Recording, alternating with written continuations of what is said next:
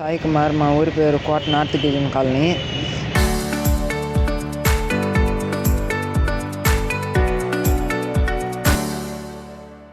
రాత్రి నేను నైట్ 12 గంటలకి ఎవరో ఒక వ్యక్తి వచ్చి పెట్రోల్ కృష్ణాయిలో పోసి మా అమ్మని తగలబెట్టాలని చూసారు. మా అమ్మ పరిగెత్తుకుంటూ బయటకు వచ్చి మంటలు నార్పుకుంటే ఆరలేదని నీళ్ళు ఎత్తుకొని పోసేసుకునింది. అప్పటికి అంబులెన్స్కి ఫోన్ చేసి కోట గవర్నమెంట్ హాస్పిటల్కి చేర్పిస్తే వాళ్ళు చెకప్ చేసి గూడూరు పంపించారు.